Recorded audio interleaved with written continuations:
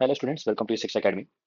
आज मैं wave optics का रिवीजन लेने वाला हूँ। आप लोग इस वीडियो को ध्यान से देखना। सबसे पहला टॉपिक जो वेव ऑप्टिक्स में आता है that is interference. Wave optics actually में है क्या? लाइट जो होता है ना, लाइट दो टाइप का प्रॉपर्टी शो करता है। एक होता है particle nature and second one is wave nature. तो कौन सा एक्सपेरिमेंट है जो इस वेव नेचर को प्रूव करता है, वो सारे एक्सपेरिमेंट इस चैप्टर में देखना होता है। तो सबसे पहला इंटरफेरेंस। इंटरफेरेंस का मतलब होता है इंटरफेयर। इंटरफेयर का मतलब है कि एक वेव का दूसरे वेव में क्या इंटरफेयर है, क्या चल रहा है। एक वेव अगर यहाँ पे रहता तो क्या होता, और दो दो वेव एक जगह पहुंच रहा है तो क्या फेनोमेना हो रहा। That is called interference. Okay चलो, तो एक सोर्स है जिससे लाइट आ रहा है S1, दूसरा सोर्स है S2 जिससे लाइट आ रहा है। इस वेव का एम्पलीट्यूड A1 है और यहाँ का एम्पलीट्यूड A2 है। जब हम लोग यहाँ पे इसका, अब जब दोनों लाइट यहाँ पहुंच रहा है तो ऑब्वियस सी बात है यहाँ का जो पार्टिकल है ये इन दोनों के रिजल्टेंट के हिसाब से फ्लक्चुएट करेगा। तो यहाँ का जो एम्पलीट्यूड होगा वो ना तो A1 के इक्वल होगा ना ही A2 के इक्वल होगा, वो होगा A रिजल्टेंट के बराबर। अब ये A रिजल्टेंट होगा क्या, तो A रिजल्टेंट का स्क्वायर यहाँ पे इस फॉर्मूले से फाइंड करते हैं। A1 square A2 square plus 2A1 A2 cos five. आप चाहो तो इसको वेक्टर के तरीके से भी सॉल्व कर सकते हैं, हालांकि ये वेक्टर एग्जैक्टली नहीं है, लेकिन वेक्टर तरीके से सॉल्व करते हैं इजी कैलकुलेशन के लिए। यहाँ पे कॉस डेल्टा फाई। अब फेज डिफरेंस का मतलब क्या होता है उस चीज को देखते हैं। फेज डिफरेंस का मतलब है क्या, कि सपोज करो कि एक वेव यहाँ पे ऐसा जा रहा है, हम लोगों को ये पार्टिकल और ये पार्टिकल का फेज डिफरेंस चाहिए। अगर ये यहाँ का बात करते ना, ये जीरो होता और यहाँ का फेज होता है 2 पाई। 2 पाई का एक ऑसिलेशन का पूरा एंगल। तो ये एंगल कितना होता है, ये होता है 90 पाई बाई 2 और ये होता है 270 मतलब 3 पाई बाई 2। ये दोनों का डिफरेंस जो होगा दैट इज पाई, 180 डिग्री। तो दो पार्टिकल का सिचुएशन कैसा है उसको एंगल के टर्म में रिप्रेजेंट करना होता है फेज। फेज का मतलब होता है एंगल, एंड उन दोनों पॉइंट का डिफरेंस होता है फेज डिफरेंस। तो देखो यहाँ से ए स्क्वायर तो हम लोग निकाल लिए। इंटेंसिटी का एक फॉर्मूला होता है जो एम्पलीट्यूड के स्क्वायर के प्रोपोर्शनल है। तो क्या ए का स्क्वायर आई रिजल्टेंट लिख सकते हैं, यहाँ I1 लिख सकते हैं, यहाँ I2 लिख सकते हैं, और A1 को रूट I1 लिखेंगे, A2 को रूट I2 लिखेंगे, तो क्या ऐसा बनेगा? बिल्कुल बनेगा। और ये कॉस फाइव। जब हम लोगों को पूछा गया आई मैक्सिमम, तो मैक्सिमम के लिए बताओ ना, ये तो खैर कांस्टेंट है सब कुछ, ये कॉस डेल्टा फाइव का वैल्यू 1, और कॉस का वैल्यू 1 कब होता है? 0 पे, 2 पाई पे, 4 पाई पे। मतलब इसका अगर ग्राफ देखेंगे ना तो ये ऐसा होगा, 0 पे 1, 2 पाई पे 1, 4 पाई पे 1। तो इसलिए 2n पाई, जब भी कभी 2n पाई फेज डिफरेंस मिलेगा मैक्सिमम अपने को इंटरफेरेंस मिलने वाला है, और इसका एक नाम है जिसको बोलते हैं कंस्ट्रक्टिव इंटरफेरेंस। मिनिमम वैल्यू क्या मिलेगा, अगर minimum value maximum value cos delta phi का वैल्यू 1 लिए तो minimum value cos delta value -1 लेंगे। -1, तो -1 लिया तो ये -2 बन जाएगा, तो a माइनस बी का होल स्क्वायर लिखेंगे यहाँ पे। एंड इसको बोलते हैं डिस्ट्रक्टिव इंटरफेरेंस। अब ये -1 कब कब होता है, तो हम लोग अगर ग्राफ देखें तो यहाँ पे ये कुछ इस तरीके से ऐसा, ये यहाँ पे मिलेगा 180 डिग्री पे, फिर ये यहाँ पे मिलेगा। तो इसके लिए एक जनरल इक्वेशन बनाया गया है 2n+1 पाई। एन का वैल्यू अगर 0 पुट करते हैं तो ये पाई बन जाता है, एन का वैल्यू 1 पुट करते हैं तो ये 3 पाई बन जाता है, फिर 5 पाई होगा, फिर 7 पाई होगा। इन सब वैल्यू पे -1 का वैल्यू मिलता है अपने को। अब देखो कभी कभी होता क्या है ना, कि ये जो दोनों सोर्स है उसका बोला जाता है कि इंटेंसिटी सेम है, I1 = I2। जब I1 = I2 होगा तो ये क्या होगा, ये क्या होगा, ये क्या होगा, वो दोनों देख लेते हैं। जब I1 = I2 है तो I रिजल्टेंट विल बी, ये जो इक्वेशन हम लोग सॉल्व करेंगे तो मिलेगा अपने को ये 4i cos² डेल्टा 5/2। तो मैक्सिमम वैल्यू क्या होगा, जब आप इसमें पुट करोगे तो 4i आएगा, मिनिमम वैल्यू क्या आएगा, exactly equal and opposite that is 0। तो मैक्सिमम वैल्यू इंटेंसिटी का 4i पॉसिबल है, मिनिमम वैल्यू 0 पॉसिबल है। चलो, सबसे इंपॉर्टेंट जो टर्म है इस चैप्टर का, YDSC, Young's double slit experiment. अब ये इंटरफेरेंस में हम लोगों ने कोहेरेंट सोर्स, मतलब मेनली कोहेरेंट सोर्स का यूज किया जाता है। कोहेरेंट सोर्स का मतलब है एक फ्रीक्वेंसी, तो उसका हम लोग इंटरफेरेंस करवा रहे हैं। अब दिक्कत ये है ना कि अगर हम लोग दो अलग अलग सोर्स लेते हैं तो कुछ ना कुछ डिफरेंस आ जाएगा, पक्का आना ही आना है। तो क्या ऐसा किया जाए कि एग्जैक्टली सेम हो, एकदम आइडेंटिकल 100%। तो वो दो अलग अलग सोर्स से पॉसिबल नहीं है, तो हम लोग एक से दो बनाएंगे। एक सोर्स से दो सोर्स बनाया जाता है, इसीलिए यहाँ पे टू सोर्स एक्सपेरिमेंट नहीं है, डबल स्लिट एक्सपेरिमेंट है। डबल स्लिट का मतलब है क्या, कि हम लोग एक यहाँ पे बोर्ड रखेंगे, उस बोर्ड में यहाँ पे दो ब्लेड से कट लगाएंगे तो दो स्लिट बनेगा।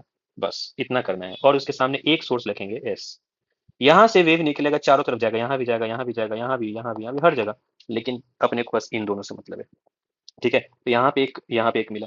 तो अब जो यहाँ पे मिला है ये लाइट, एक्चुअली में अब ये लाइट एक नया बल्ब के जैसा बिहेव करेगा। मतलब ये एक नया सोर्स बन गया और ये भी एक नया सोर्स बन गया है, और ये सोर्स बनाएगा एक वेव। तो ये यहाँ पे एक वेव निकला और इस सोर्स से यहाँ पे एक वेव निकला। जब ऐसा चलता गया तो दोनों यहाँ पे इस पार्ट पे ध्यान देना, दोनों क्या हो रहा है, इंटरफेयर कर रहा है। जो कंटिन्यूअस लाइन है वो मैंने बनाया है क्रस्ट के लिए, और जो ये डॉटेड लाइन है उसको बनाया मैंने ट्रफ के लिए, ये लाइन के लिए, ये पॉइंट। ठीक है, ताकि पता चले। तो आपको नहीं लगता है कि दो क्रस्ट के बीच में एक ट्रफ आने वाला है? ठीक है, इसलिए हर दो क्रस्ट के बीच में एक डॉटेड लाइन मैंने बनाया, सेम ऊपर रेड एंड ग्रीन के लिए। कंस्ट्रक्टिव इंटरफेरेंस क्या था? जब डेल्टा फाई क्या हो, 2n पाई हो। 2n पाई का मतलब 2 पाई 4 पाई 6 पाई 8 पाई ऐसा, मतलब दोनों क्रस्ट मिलना चाहिए। बेसिकली बात क्या है, दोनों क्रस्ट मिलना चाहिए। दोनों क्रस्ट यहाँ पे मिल रहा है क्या, देखो तो दोनों का कंटिन्यूअस लाइन मिल रहा होगा। दोनों क्रस्ट यहाँ पे मिल रहा है, दोनों क्रस्ट यहाँ पे मिल रहा है। इससे क्या पता चला कि यहाँ भी मिलेगा, यहाँ भी मिलेगा, यहाँ मिलेगा, यहाँ मिलेगा, यहाँ मिलेगा। क्या एक बोल सकते हैं कि यहाँ पे जब दोनों क्रस्ट मिल रहा, कंस्ट्रक्टिव इंटरफेरेंस है और अपने को मैक्सिमम इंटेंसिटी मिलेगा, इसीलिए इसका नाम मैक्सिमा देते हैं। और ये एकदम सेंटर पे हो तो इसको बोलते हैं सेंट्रल मैक्सिमम। फिर जब हम लोग देखेंगे कि एक वेव का क्रस्ट और दूसरे वेव का ट्रफ अगर मिल गया तो इक्वल एंड अपोजिट हो जाएगा, ये इंटेंसिटी जीरो कर देगा। देखो तो क्या, कहाँ पे क्रस्ट एंड ट्रफ मिल रहा। ठीक है, तो क्रस्ट और ट्रफ मिल रहा होगा यहाँ पे, क्रस्ट और ट्रफ मिल रहा होगा यहाँ पे, क्रस्ट और ट्रफ मिल रहा होगा यहाँ पे, और यहाँ पे ये एक्चुअली में ये भी मैक्सिमा ही है, और यहाँ पे बन जाता है मिनिमा। हर दो मैक्सिमा के बीच में एक मिनिमा बनेगा। ठीक है, ये भी मिनिमा है। तो देखो अगर हम लोग इस लाइन को मिला देते हैं ऐसा, तो यहाँ पे जाएगा या नहीं जाएगा? जाएगा ना, तो ये भी मिनिमा ही रहेगा। तो इस तरीके से देखा गया है कि एक मैक्सिमा मिनिमा मैक्सिमा मिनिमा, मतलब इस तरीके से यहाँ पे एक लाइन रहेगा, maxima minima, maxima minima, maxima minima, इस तरीके से इंटरफेरेंस होने के बाद ये पैटर्न मिलने वाला है। ठीक है, अच्छा। तो अब देखो यहाँ पे एक टर्म आएगा पाथ डिफरेंस का। आखिर ये जो हो रहा उसमें पाथ डिफरेंस का क्या रोल है देखते हैं। मैक्सिमा, यहाँ पे देखो मैक्सिमा कब होता, डेल्टा एक्स जब लैम्डा के बराबर होगा, एन लैम्डा। क्यों एन लैम्डा? तो देखो जब भी कभी पाथ डिफरेंस देखते हैं ना, एक फॉर्मूला याद रखना, 2 pi by lambda into delta x. ये डेल्टा फाई का फॉर्मूला होता है। Delta phi is phase difference and delta x is path difference. ठीक है ना, delta x is path difference. जब डेल्टा फाई 2n पाई के बराबर होगा, तो delta phi 2 pi by lambda into delta x. जब ये 2n पाई के बराबर होगा, तो 2 pi by lambda into delta x. 2 pi cancel, delta x क्या आ गया, एन लैम्डा आया क्या। मतलब हम लोगों को मैक्सिमा तब मिलेगा जब डिफरेंस किसके बराबर हो, एन लैम्डा के बराबर हो। अब ये एन लैम्डा कहाँ से निकालेंगे, तो यहाँ से, इस पे ध्यान देना। सपोज करो कि हम लोग सेंट्रल से वाई ऊपर गए, अब इस वाई पे जब जाएंगे तो ये वेव भी पहुंच रहा होगा, ये वेव भी पहुंच रहा होगा, है ना। जब दोनों वेव पहुंच रहा, ठीक है, जब दोनों वेव पहुंच रहा तो क्या एक एंगल बन रहा होगा सेंटर से। और याद रखना कि इतना भयंकर गैप नहीं होता, बहुत माइनर गैप होता है, एकदम छोटा सा गैप होता है इस लेंथ के कंपैरिजन में। तो ये तीनों लाइन को स्ट्रेट मतलब पैरेलल मानो चलता है, क्योंकि बहुत छोटा एंगल है ये। तो यहाँ पे ये तीनों लाइन ऐसा दिखेगा। ये एंगल थीटा है तो ये एंगल भी क्या होगा, थीटा होगा। ये है डी, ये है थीटा, तो ये बन जाता है डी कॉस थीटा, और ये बन जाता है डी साइन थीटा। मतलब ये वाला वेव जितना चला ना, ये वाला वेव डी साइन थीटा ज्यादा चला है। ज्यादा चला है मतलब उतने का पाथ का डिफरेंस है, इसी को डेल्टा एक्स बोलते हैं। तो डी साइन थीटा आया। एंड फॉर स्मॉल एंगल पढ़ा होगा आपने कि साइन थीटा को टैन थीटा मान सकते हैं, मैंने वहां पे मान लिया। अब यहाँ पे टैन थीटा जो होगा वो क्या, वाई बाई डी होगा, p by b, y by d. ठीक है, तो ये वाई बाई डी बन गया। तो delta x will be, D को डी लिखो, साइन थीटा के बदले में वाई बाई डी लिखो। ठीक है, और वही चीज यहाँ पे पुट कर देना है। तो एन लैम्डा जो यहाँ पे लिखा हुआ है डी वाई बाई डी, तो वाई क्या यहाँ से मिल जाएगा, n lambda d by d. ठीक है, n lambda d by d, मतलब जब हम लोग n equal to zero put करेंगे तो ये बन जाता है सेंट्रल मैक्सिमा। वन पुट करेंगे तो lambda d by d, two put करेंगे टू लैम्डा, थ्री ये मिलेगा, फोर फाइव, हर जगह पे अपने को मैक्सिमा मिलता जाएगा। ठीक है, फिर यहाँ से आता है एक बीटा। बीटा का मतलब है क्या, फ्रिंज विड्थ। फ्रिंज विड्थ का मतलब दो मैक्सिमा के बीच का डिस्टेंस क्या है, दो मिनिमा के बीच का डिस्टेंस क्या है, वो चीज देखा जा रहा है। यहाँ था central maxima, first maxima second maxima, इन दोनों के बीच का डिफरेंस क्या होगा। तो ऑब्वियसली दिस माइनस दिस करना पड़ेगा। मैं पूछा नहीं नहीं मैं सेकंड फर्स्ट नहीं, मैं थर्ड सेकंड लूंगा, तो 3 - 2 करना पड़ेगा। n - 1 और n के बीच का डिफरेंस लेते हैं, n - 1 n। जब इसको कैलकुलेट करेंगे फिर से लैम्डा डी बाई डी ही आएगा। मतलब आप 2 और 1 में डिफरेंस देखो, 3 और 2 में डिफरेंस देखो, 4 और 3 में डिफरेंस देखो, n - 1 और n में डिफरेंस देखो, डिफरेंस हमेशा लैम्डा डी बाई डी ही रहेगा। तो दो मैक्सिमा के बीच का जो डिफरेंस है वो हमेशा लैम्डा डी बाई डी, ये कभी चेंज नहीं होता है। इक्वल डिस्टेंस पे मैक्सिमा मिलता जाएगा। मिनिमा का अगर बात करते हैं तो मिनिमा कब बनता है?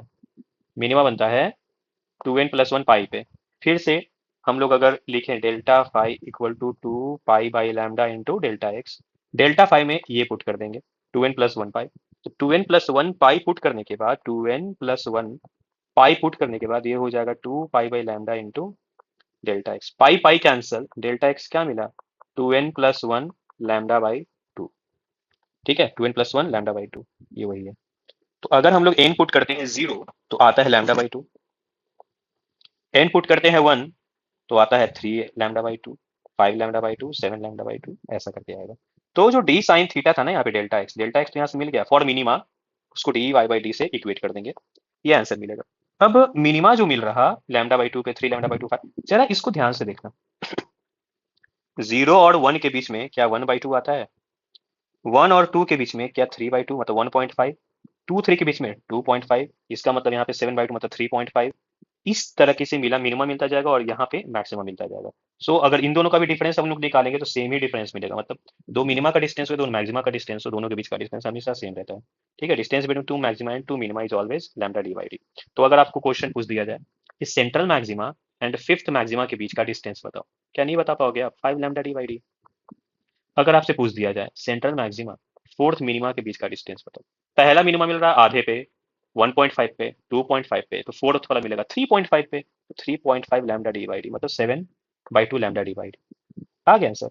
अगर आपको पूछ दिया जाए third maxima and fifth minima के बीच का डिस्टेंस बताओ, थर्ड मैक्सिमा तो होता है 3 lambda d by D, fifth minima होता है फिफ्थ मैक्सिमा क्या आधा पहले, 4.5 lambda d by D. Answer आएगा 1.5 लैम्डा डी बाई डी।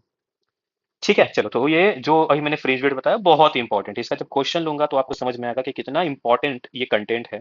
इसलिए आप लोग इसको बहुत अच्छे से करना। नेक्स्ट है पोलराइजेशन। पोलराइजेशन का काम क्या है कि अनपोलराइज्ड लाइट को, जिसमें इलेक्ट्रिक फील्ड जो है हर डायरेक्शन में वाइब्रेट कर रहा था, उसको अगर हम लोग को सिर्फ एक डायरेक्शन में वाइब्रेट करवाना है, पर्टिकुलर डायरेक्शन में, तो वो होता है पोलराइज्ड लाइट। अब ये नॉर्मल आदमी के बस की बात नहीं है कि ये अनपोलराइज से पोलराइज्ड कर दे। ठीक है, इसके लिए अपने को डिवाइस चाहिए होता है।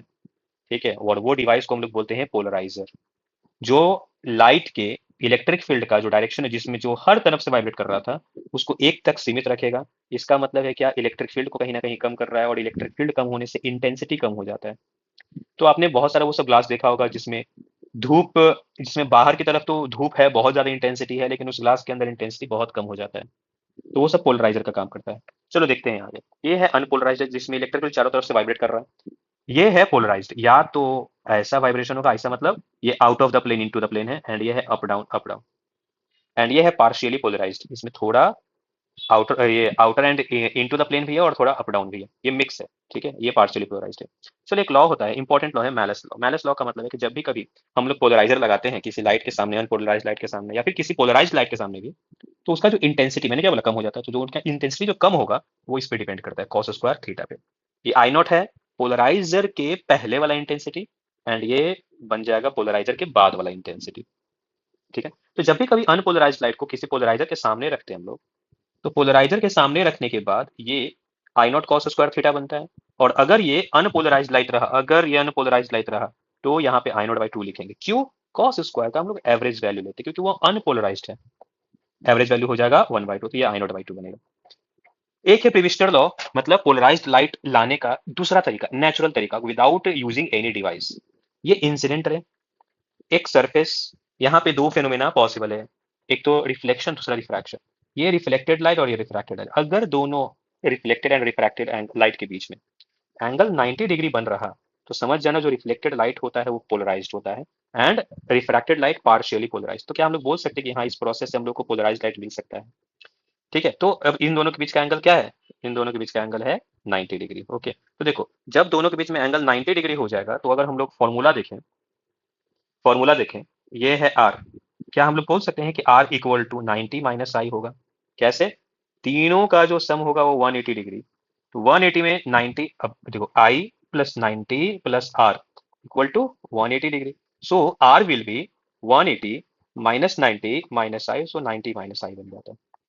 अब यहाँ पे लगाएंगे हम लोग स्नेल्स लॉ। जब स्नेल्स लॉ लगाएंगे तो बनेगा mu one sine i equal to mu two sine r. जब कभी भी ऐसा फिनोमेना हो, समझ जाना आप, ये रेयर है और ये डेंसर है। मतलब ऊपर वाले को एयर मान सकते हैं हम लोग, जिसका म्यू का वैल्यू 1 होता है, और नीचे वाला डेंसर है। तो mu 1 is 1 sine i, mu 2 is mu sine r, और साइन आर की जगह क्या पुट करेंगे, साइन 90 माइनस आई। क्या ये कॉस आई हो जाएगा, sine 90 minus theta is cos theta. तो म्यू इक्वल टू हो जाएगा tan आई। मतलब जितना रिफ्रैक्टिव इंडेक्स है उसके अकॉर्डिंग ही हम लोगों को एंगल से चलना पड़ेगा, तब जाकर हम लोगों को 90 डिग्री का कंडीशन मिलेगा, और इस 90 डिग्री पे अपने को पोलराइज्ड लाइट मिलने लगता है। इसको हम लोग बोलते हैं Brewster law, and this angle is called Brewster angle. Okay, if the angle between reflected and refracted is 90, then the reflected ray will be plane polarised. वही सब बातें हैं जो मैंने आपको बताया, ठीक है। तो ये चैप्टर का रिवीजन यहाँ कंप्लीट होता है। वही टॉपिक मैंने लिया है जिससे बहुत ज्यादा क्वेश्चन आया है। मैं जब दो टॉपिक बहुत इंपॉर्टेंट है, एक तो ये ब्रेविस्टर लॉ, ठीक है, मतलब पोलराइज्ड लाइट का क्या कंडीशन है, दो, एक तो ब्रेविस्टर लॉ हो गया, दूसरा ये जो मैलेस लॉ बताया गया है वो है, एंड थर्ड वन ये वाईडीएससी का पूरा थ्योरी अच्छे से। ये तीन है चैप्टर कंप्लीट, और इसके अलावा कुछ नहीं आता है। ओके, कभी कभार एक दो क्वेश्चन पूछा जा सकता है बाहर से, अदरवाइज मेनली जो क्वेश्चन है वो इसी तीनों टॉपिक से आए। ओके बच्चों, तो इन वीडियो में मैं वेव का क्वेश्चंस लूंगा, पीवाई के। ओके चलो, आप लोग इसको अच्छे से प्रैक्टिस करो।